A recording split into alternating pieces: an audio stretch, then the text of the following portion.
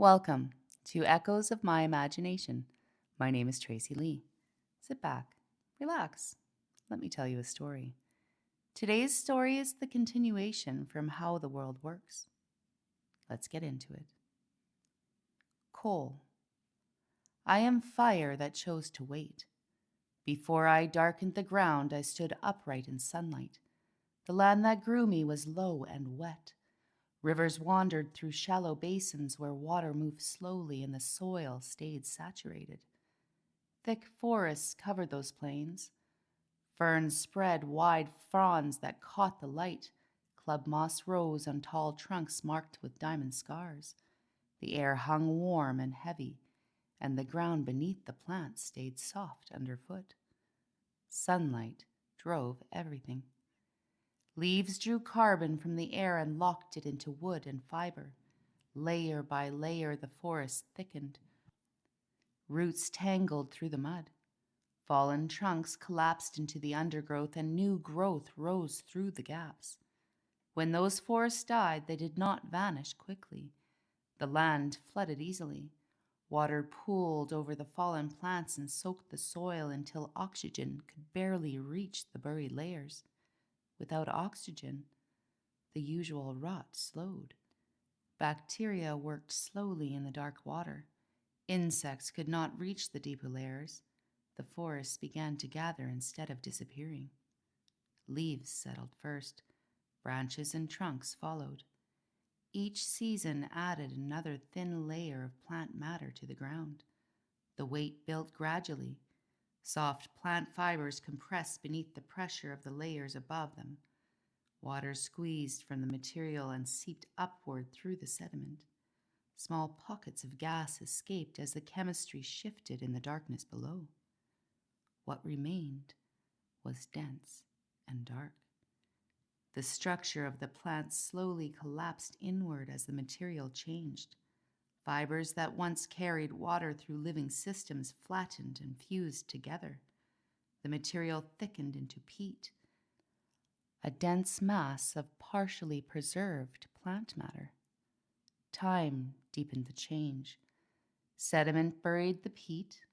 Sand and clay washed in from nearby rivers and settled over the dark beds of the plant material. As the layers grew heavier, pressure increased. Heat from deep within the earth moved slowly upward through the rock. Under that pressure and heat, the peat hardened. Water continued to escape. Hydrogen and oxygen left as gases. Carbon remained behind in greater concentration. The structure tightened as the material changed form. Peat became lignite. Lignite grew darker and harder with time. Given enough pressure and heat, it transformed again. The carbon atoms settled into tighter arrangements until the material became coal. By then, the forests were long gone. Mountains had risen elsewhere. Rivers had shifted their courses across the land. Entire species had appeared and disappeared, while the buried beds of coal remained sealed beneath layers of stone. The energy from the ancient forest stayed locked in place. Every leaf that once gathered sunlight had stored a small amount of that energy within its carbon bonds. Those bonds remained intact in the coal, holding the captured sunlight in darkness for millions of years. Coal can remain buried for ages without changing. Deep underground, there is little oxygen to disturb it. The carbon stays stable beneath the weight of rock and soil. It waits. When coal is brought to the surface, the conditions change. Air reaches it. Oxygen moves freely across the surface of the carbon. Given enough heat, the bonds that held the carbon together begin to break. Carbon joins with oxygen. The stored energy escapes as heat and light. Flame appears where the buried forest once stood. The carbon that leaves the fire rises into the air as gas. The sunlight captured by leaves long ago returns to motion as heat. What remains settles back to the ground as ash. I am coal, carbon drawn from the ancient air buried beneath the earth. and kept in darkness until fire releases it again. For most of my existence, I remain buried. Stone presses down from above. Sandstone, shale, and clay lie in heavy layers that settled long after the forest disappeared. The weight keeps the beds compact and dry. In that darkness, I change very little. The carbon bonds remain tight. The energy gathered by ancient leaves stays locked in place. Eventually, the ground above me shifts. Water cuts valleys into the land. Rivers remove the softer layers of sediment. In some places, my seams lie close enough to the surface that rain and frost begin to expose the black edge of my bed. That is often where I am first noticed. The dark band stands out against the surrounding stone. It stains the fingers of anyone who touches it. Broken pieces burn longer than ordinary wood. At first, the work stays near the surface. Soil is scraped away. The rock above my seam is broken and removed. Sunlight reaches material that has not seen light in hundreds of millions of years. My surface dries. Air moves across it for the first time since the forests were buried. Where my seams run deeper underground, the work changes. I lie hidden in thin, ribboned layers between heavier stone. Miners cut openings into the hillside or sink shafts straight down through the rock above me. Timber beams hold the ceilings where stone has been removed. Tunnels spread outward along the black face where I stretch, a slanted horizon in the dim light. They follow me carefully. Some bands are thick and solid. Others split into fragile sheets that flake under the edge of a pick. I tilt and fold within the rock, a hidden landscape of curves and breaks that they learn to read. Fractures hiss as trapped gas escapes. Dust rises, filling the narrow passages and clinging to the air, to hands, to lungs. Every strike of metal chips my body from the stone, but they respect my layers, taking only what they need while leaving the surrounding rock in place. Step by step, cart by cart, hoist by hoist, I move. Conveyor belts and rail lines carry broken fragments up the vertical shafts, across the surface that has not seen daylight in millions of years. For the first time in ages, I sit in open air. Wind touches my fractured surface, rain darkens it. Oxygen surrounds every piece. I wait, unchanged until heat finds me. A furnace door opens. Flame spreads across the carbon surface and the reaction begins. Oxygen binds to the carbon atoms. The bonds that held ancient sunlight break apart. Heat pours outward as the stored energy escapes. The transformation that took millions of years to prepare happens in moments. Flame rises. Gases drift upward through the heat. What remains behind falls inward and lightens to gray powder.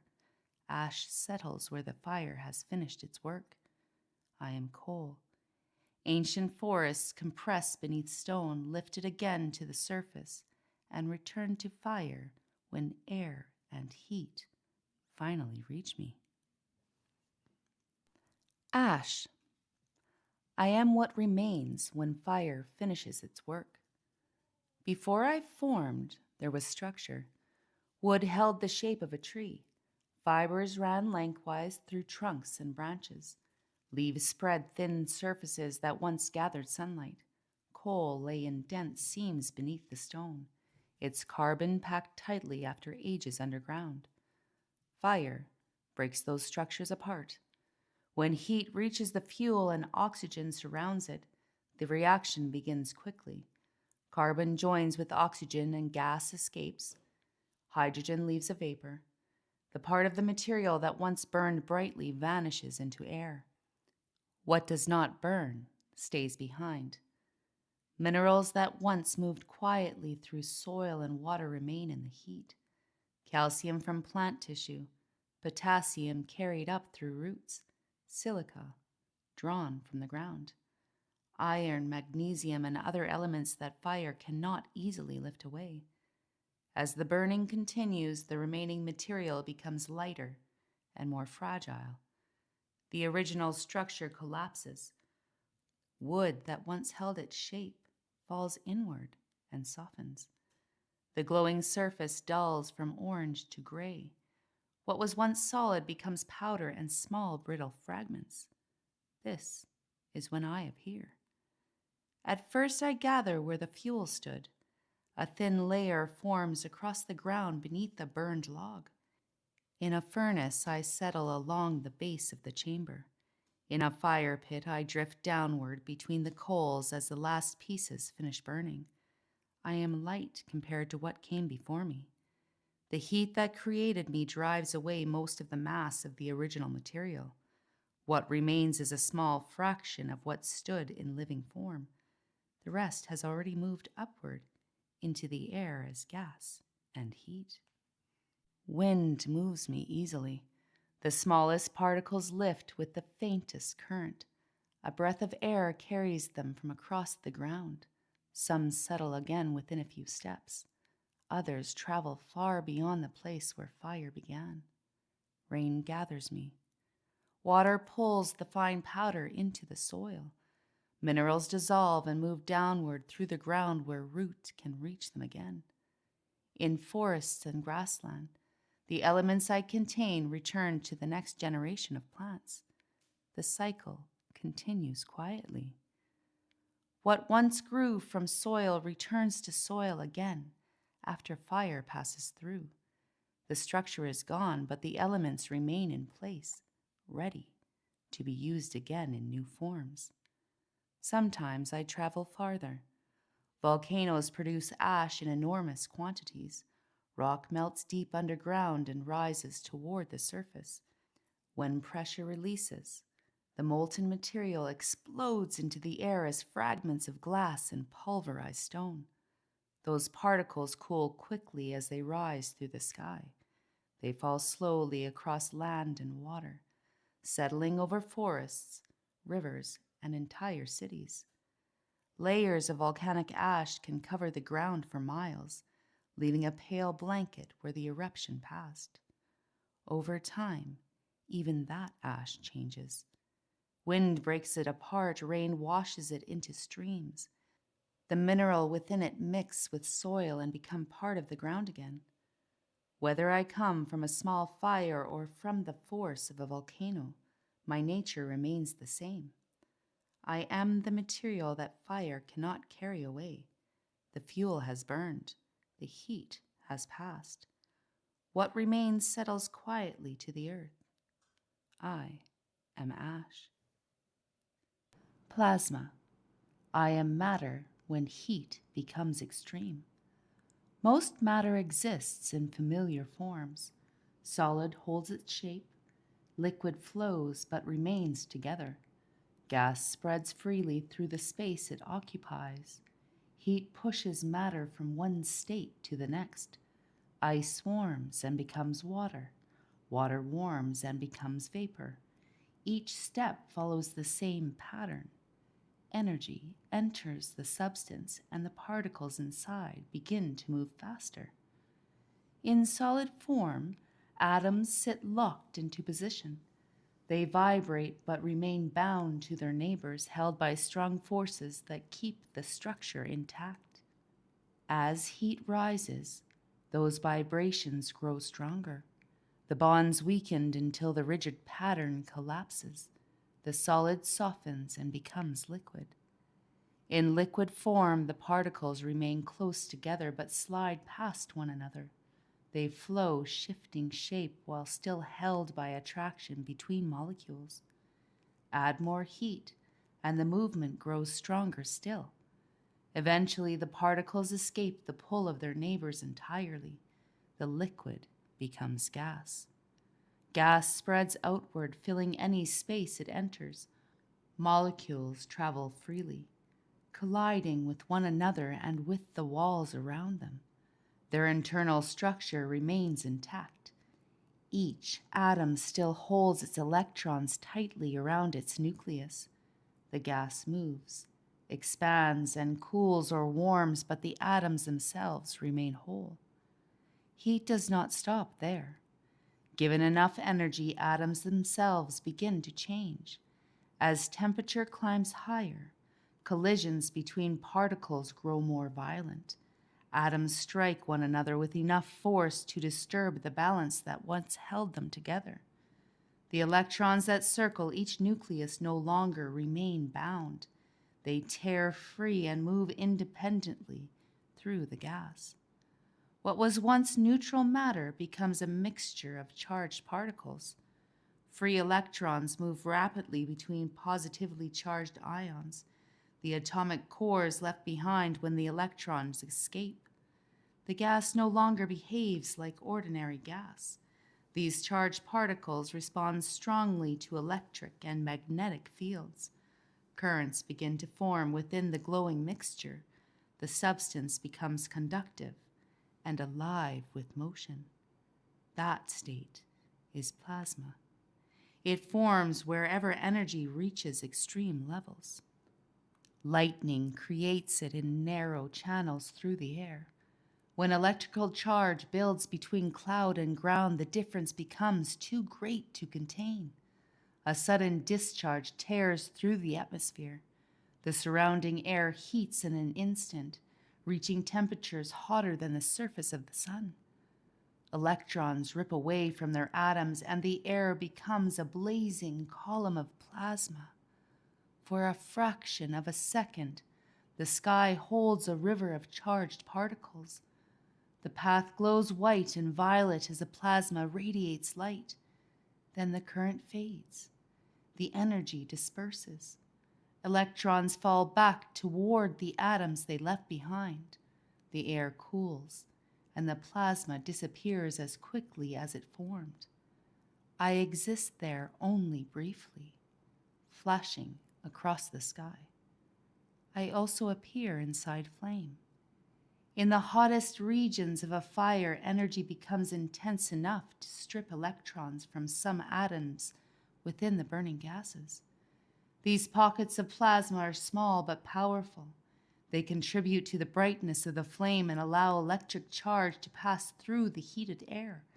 The glow of a fire is partly the light of excited atoms, and partly the presence of charged particles moving within the heat. But on Earth, I am only glimpsed in fragments. Beyond this planet, I am everywhere. Stars are made mostly entirely of plasma. Inside their cores, temperatures rise so high that atoms cannot remain whole. Matter exists as a dense sea of charged particles, compressed by gravity and heated by nuclear fusion. Electrons and ions move through one another in enormous currents shaped and twisted by powerful magnetic fields. The surface of the sun shines because of this state of matter. Vast oceans of plasma churn beneath its visible surface. Columns of hot material rise upward while cooler plasma sinks back down.